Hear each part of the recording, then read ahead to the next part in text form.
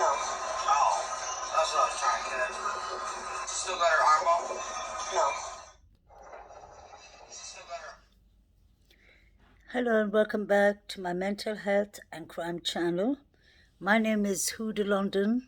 I'm a licensed cognitive behavior therapist and a licensed mental health counselor. I'd like to start by wishing everyone a happy Thanksgiving. I hope you all enjoyed your Thanksgiving break. And I'd like to start by thanking my subscribers, my viewers, for all the kind, mindfulness, professional comments you leave behind in the channel.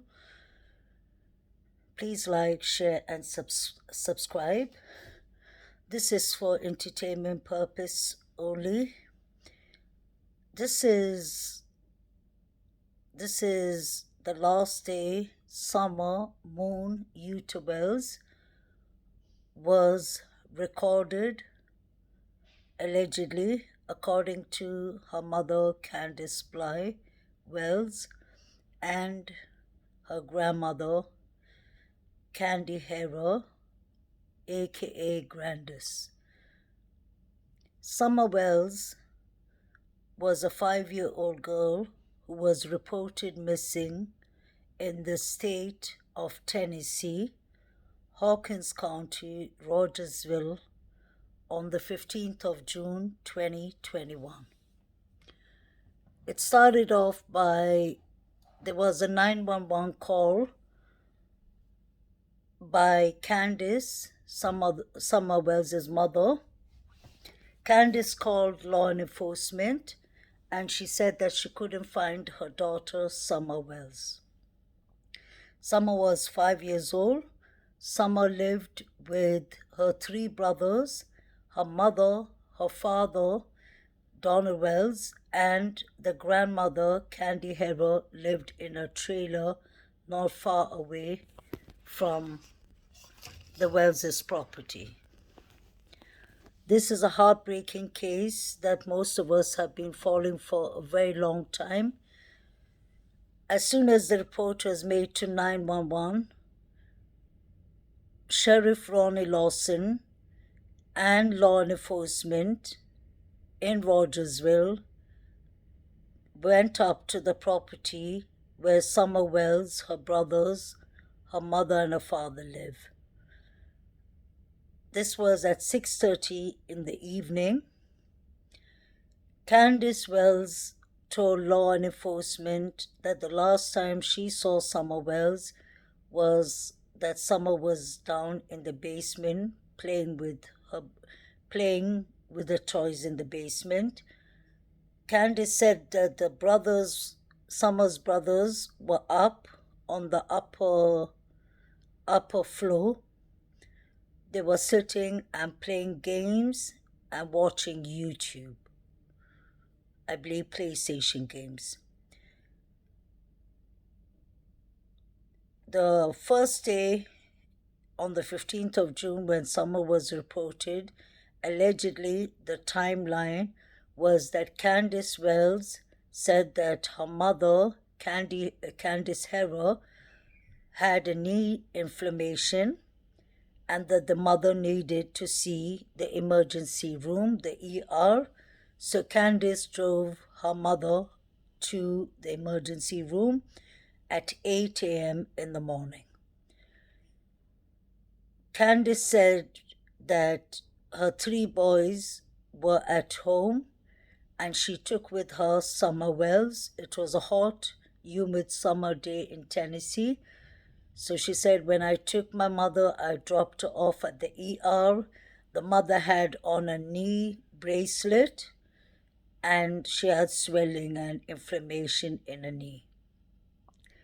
The mother, Candice, said she dropped her mother to the ER and around 10 a.m. in the morning, Candice called Hunter, that's a 15-year-old boy.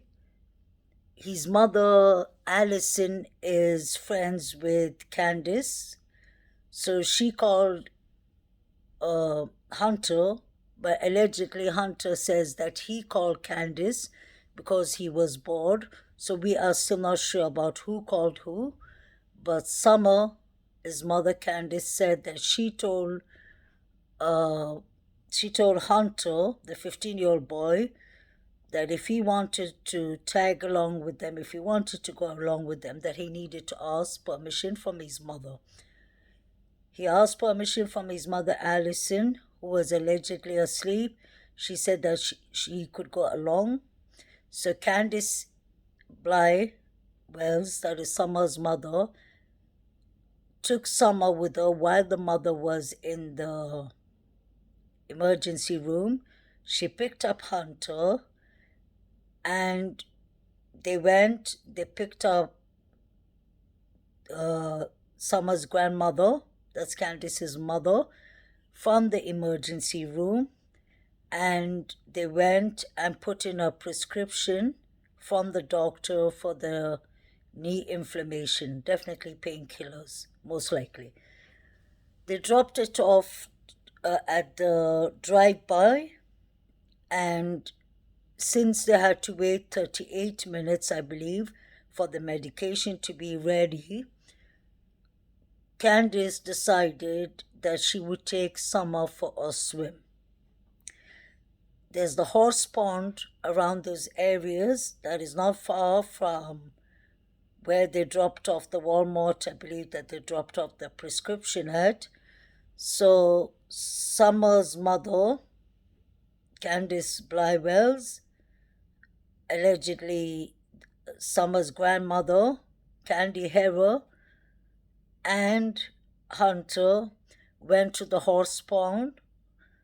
There's a small side of the pond that people usually do not swim at, which is quiet.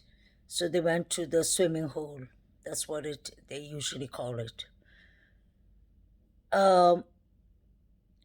Allegedly, it came on later on that Hunter had a Twisted Tea, that is an alcohol beverage, and he's 15 years old. He has a mental health illness called impulsive ADHD.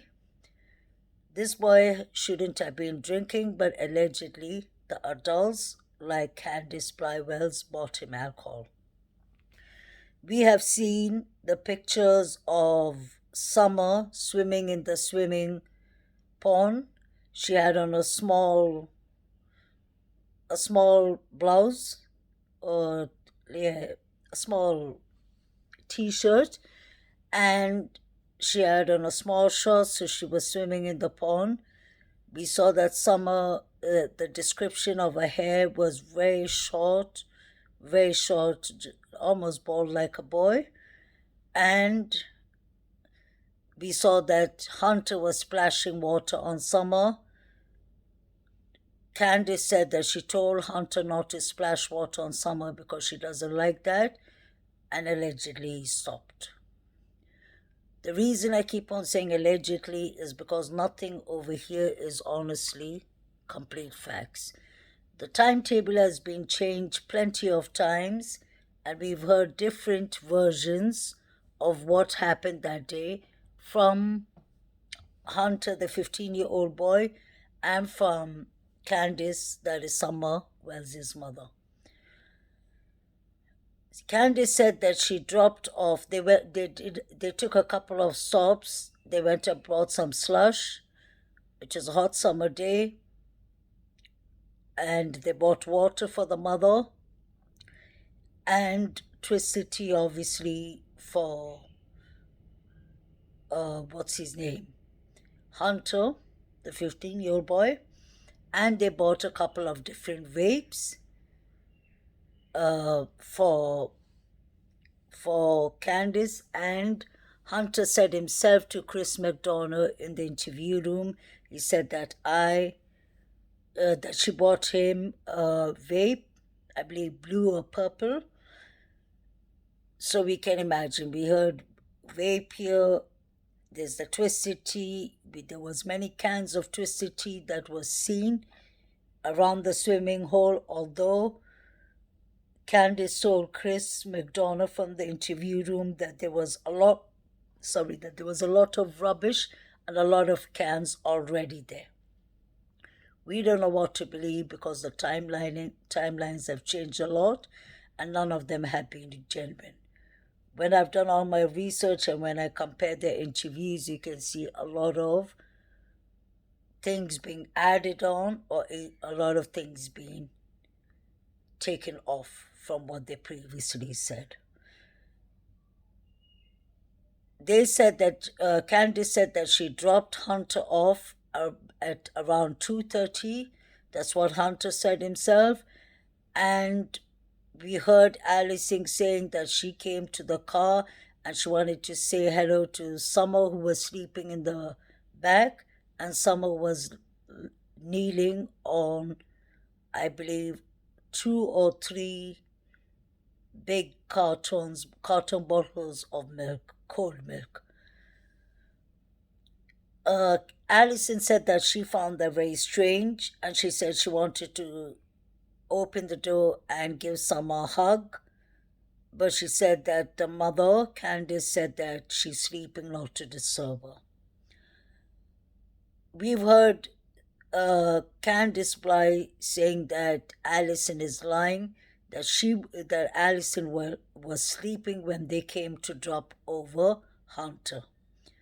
There was a lot of different versions of what exactly happened, but when she dropped off Hunter at 2:30, Candice said that she went directly home. She drove home. She said that Summer woke up, she jumped off from the car and she ran into the house. And then after a while, Candice said that she was planting cactus with her mother, and she told the mother that I know somebody who would love to help us. So she called Summer, and Summer helped to plant the cactus. That was the version we got from them.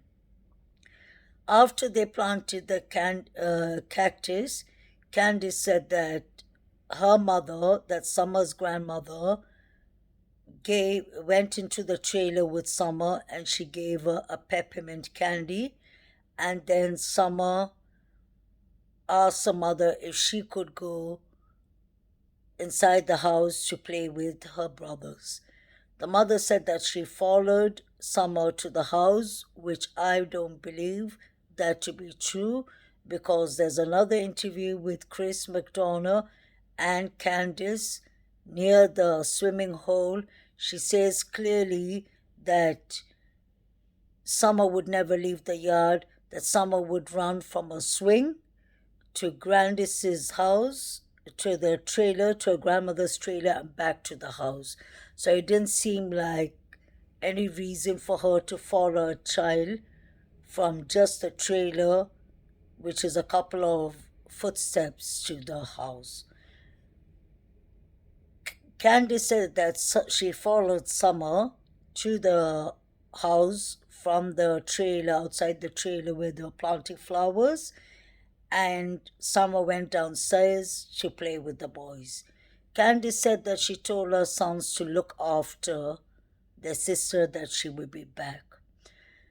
Summer allegedly went down to the basement to play with her toys, and Candice said that she came back in 5 minutes. We've heard different versions of that one too. Sometimes it's 15 minutes, sometimes it's 20 minutes, sometimes it's 5 minutes, and we've heard her even saying 2 minutes.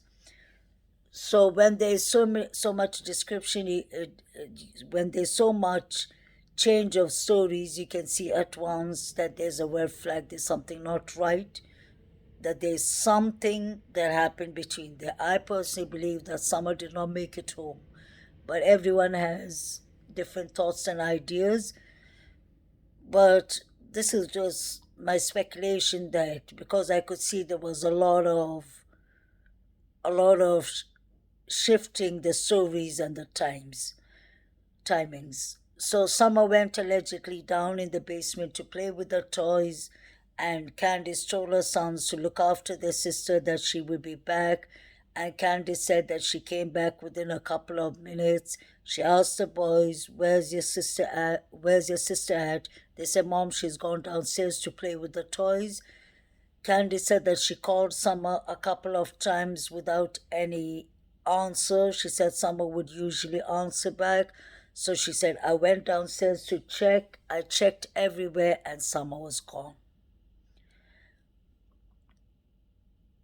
The TBI, the Tennessee Bureau of Investigation, came in the scene around the 16th, that is the next day, because the day that Summer went missing, 6:30 in the evening, Sheriff Ronnie Lawson and law enforcement in Hawkins County closed up the area.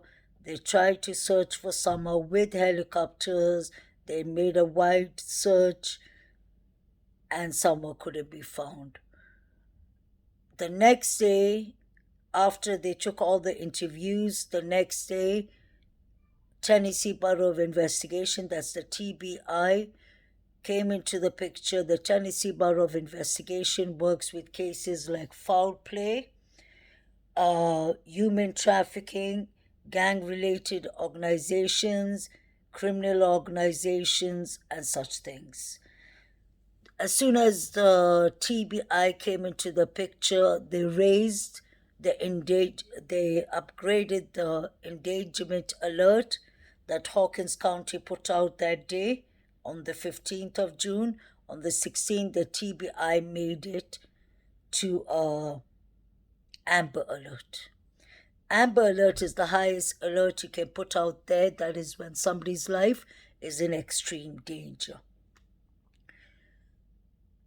I'm sure this is my speculations, after the Tennessee Bureau of Investigation came into the picture and they saw that the stories didn't make sense, they raised it to an Amber Alert because they knew that something is not right and someone's life could be in immediate danger.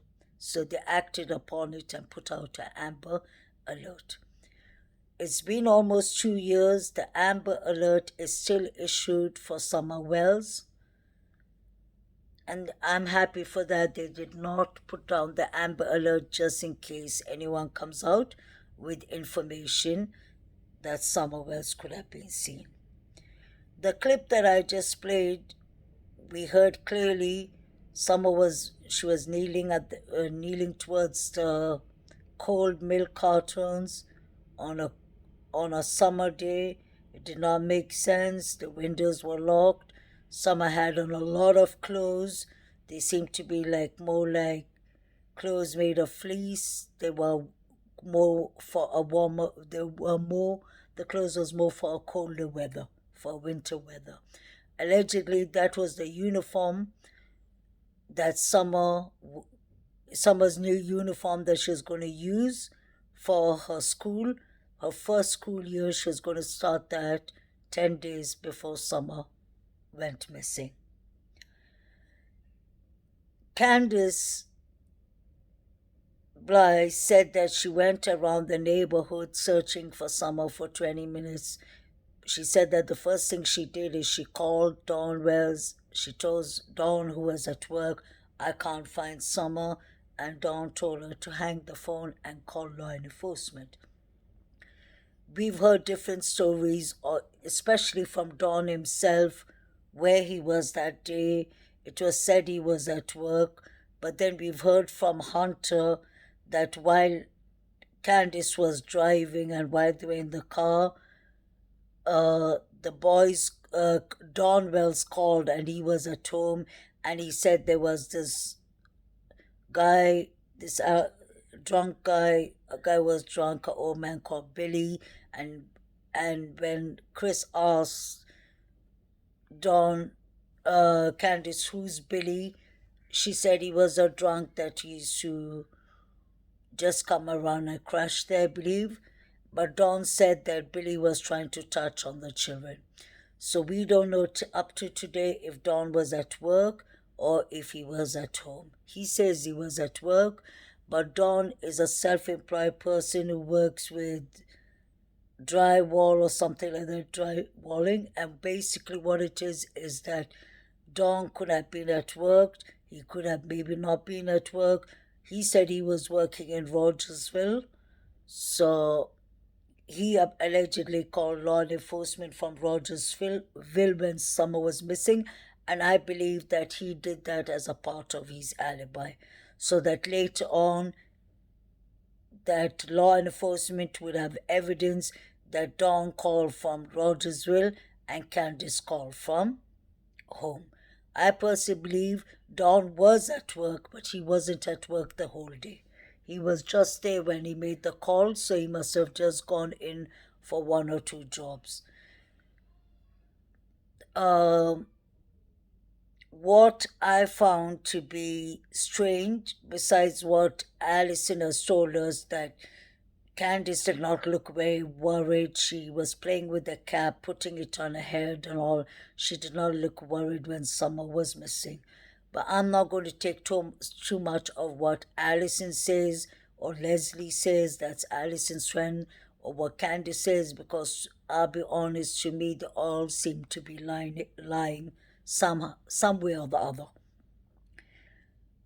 But what I can see with my own eyes and what we all have witnessed, that I can point out that are red flags for me today, I pointed out, is that to start with, when Summer Wells went missing, Candice Bly did not do an interview. She was hiding herself on WAJL because her name was Ensley Daniels, said that she was trying to get contact with Candice to get an interview, but Candice wasn't ready and she wasn't answering her back. Candice decided to do the interview with WHJLR's channel. She did it, I believe, she did it on the 29th of June. Now picture when you have your child, your youngest baby, your child that you love, missing, you should be the one contacting the press. You should be the one crying out for help, knocking on neighbors' doors, asking the public for help. If you have nothing to hide, a good example that I can give is Brandy Nee, Michael Wonga's mother. She has never stopped searching for her son Michael. She has taken all kind of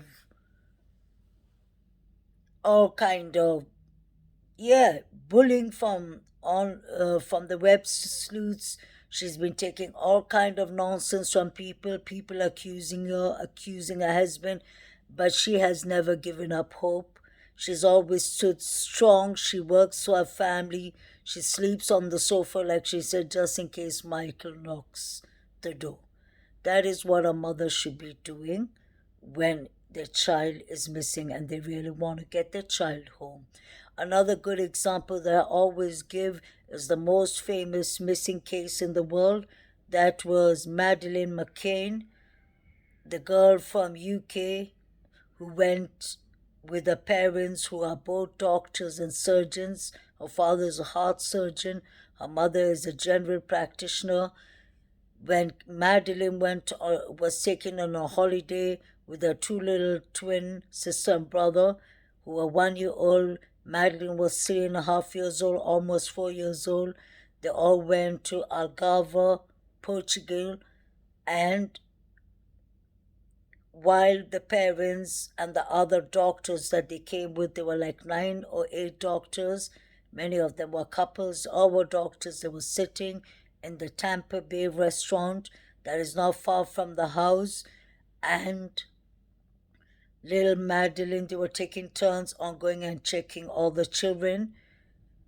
They went and checked on Madeleine and her little brothers who were sleeping around 9 o'clock. And then when they went at 10 o'clock, when Kate went to check on the children, Madeleine was gone. It was one of the most famous cases. I'm sure you'll have heard of that. If you haven't heard, check on it, because it was a really sad case. That case took 16 years to finally get it solved. The person who took Madeleine is a German guy who was in Portugal. He's a SEX offender, a pedophile that was very known, registered in Germany, and while he was in jail, he confessed to one of his roommates that he unfortunately, heartbreakingly enough, took Madeline. So that case went on for 16 years, and every day people in the UK, Europe, USA, everywhere, Canada, it was a kind of 50-50. There were many people that believe that the McCranes must have given their children sleeping mixture or some sleeping drug, and that Madeline unfortunately overdosed and died of it. And they believed that the parents was behind it and that they were covering it up together. But honestly, I always knew that the only wrong thing that the parents did here was they were really well educated heart surgeons and doctors, both the parents. What I believe what they did that made them kind of people who were attacking them was they left the children unattended to. And it wasn't only them, it was the other doctors with them too. But it was just heartbreaking that Madeline was the one taken, and it took 16 years to finally solve this case. It was an international case with the Portugal media and the Portugal government involved, and the UK, Scotland government involved, and there was a lot of blame, pointing fingers and blaming each other for a very long time. But this case was mostly about child negligence, that they let these three little children sleep by themselves while they were busy sitting and drinking alcohol and enjoying themselves, chilling outside, while somebody managed to abduct little Madeline. She was a beautiful little girl. And what I'm trying to get with this story is that what happened to Madeline, no matter that the parents unfortunately shouldn't have left their children alone. No matter what happened, Kate and her husband, Jack, I believe, or Jake McCain, always stood together as a couple. They always held hands. They never hid away from the media. They gave all kind of interviews. The stories always seemed to be the same. They cried, they held hands, they were always out in the press, and that shows that at least they were putting out flyers for the little daughter. They never stopped searching for Madeleine McCann. The mother, Kate, wrote a very famous book that she got, I think, 15 million out of that book. Turned out to be one of a bestseller a couple of years ago.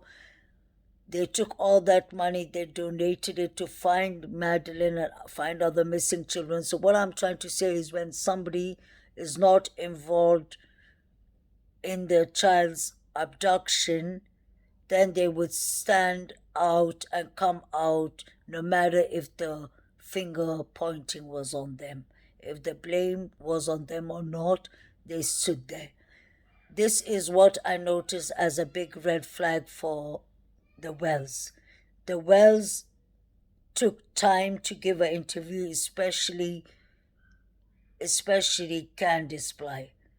Don Wells came out the first day with his son, the oldest son, and the oldest son looked very traumatized at the way, what's his name, Don was holding him in the arm, like he had his arm around his son's shoulder, but you could see literally, if you watch the behavior that's going on there, it looked like the children were very traumatized from the start.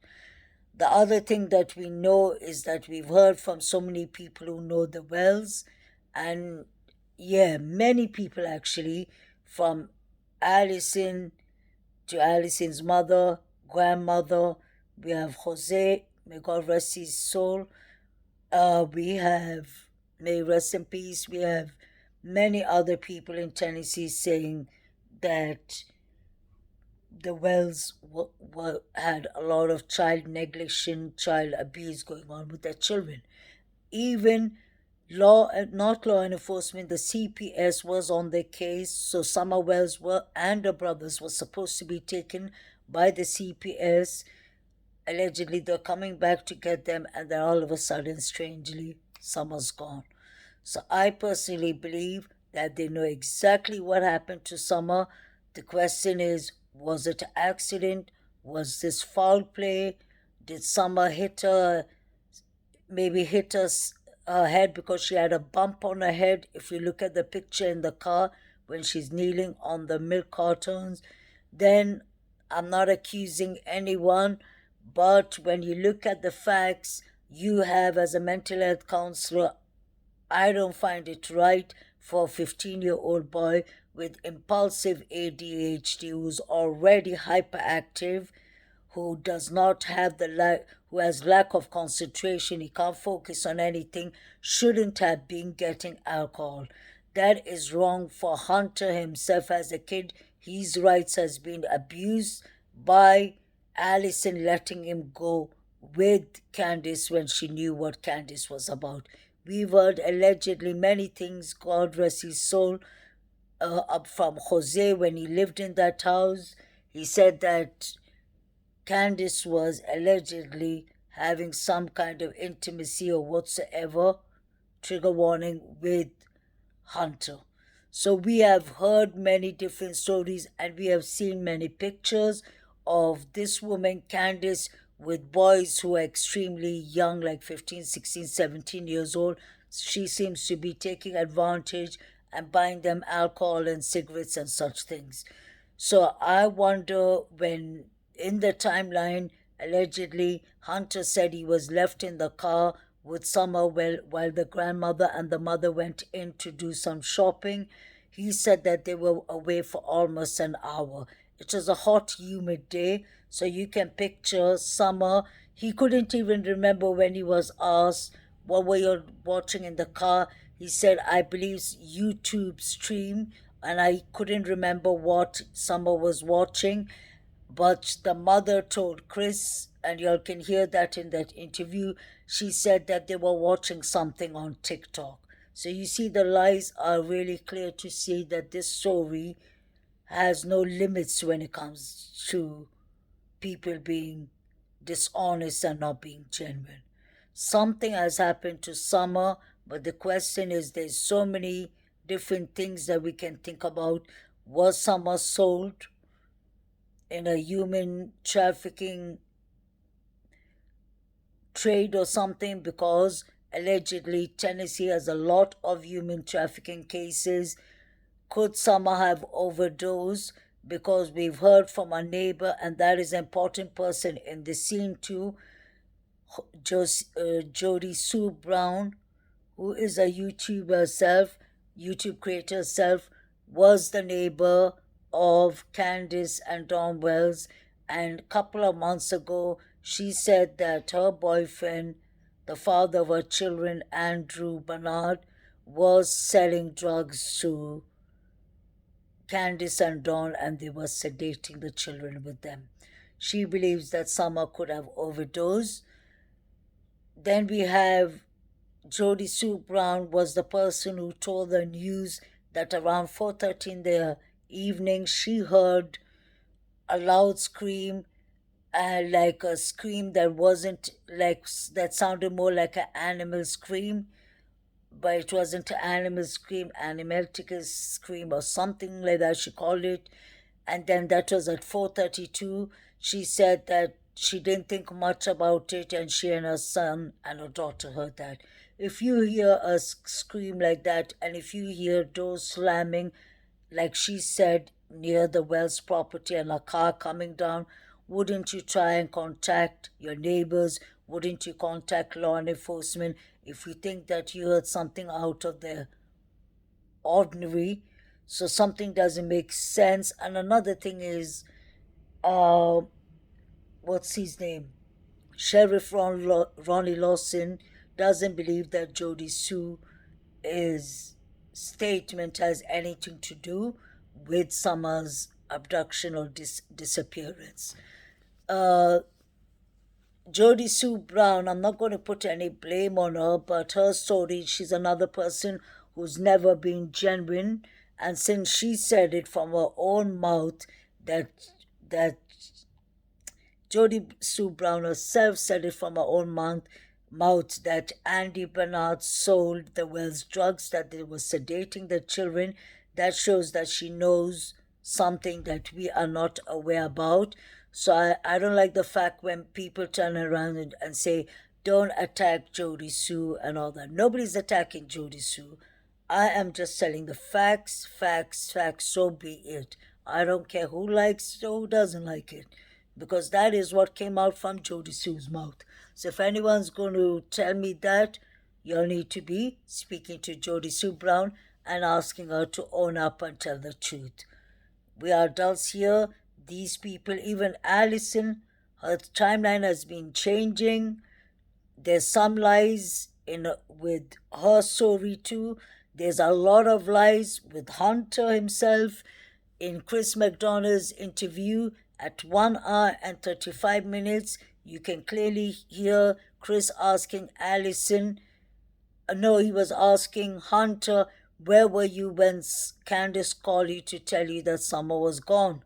And he looked at his mother, and then his mother is coaching him clearly. She turns around and she says, Tapak. She says Tapak twice.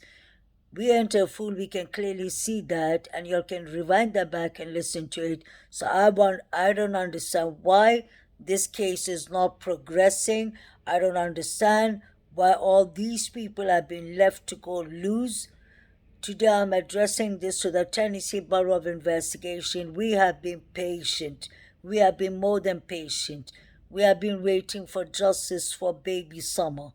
That girl deserves a justice. All the other cases have been speeding up and been getting some kind of attention and has come to some kind of conclusion. We always believed, and we still believe, that Summer will get her justice, but unless a bit noise is made, I don't think Tennessee is going to get up and do something about Summer Wells' case. Summer deserves her justice. Summer's a 5-year-old girl. If her parents neglected her, if her parents treated her in this manner, put her in a risk zone, they should go down for child endangerment, child abuse, child neglection. There's so many things that is not right with the story. And all we've been told by the TBI and by Sheriff Ronnie Lawson is you'll have to just wait and we are doing our jobs. Nothing has been done because someone would have been arrested by now. Don Wells has gone into jail, the father, for DUI, drinking under the influence. Maybe that is what they're putting him in so that they could get more cooperation from him or from one of them, or maybe so that they try and figure out this case. But this has gone for 1.5 years. It's going to be 2 years in a couple of months. Summer Wells deserves her justice. Orrin and Orson West, we fought for them. Thank God, Bakersfield law enforcement, California City law enforcement did a beautiful job with that. And Trezell and Jacqueline, the monsters are where they belong.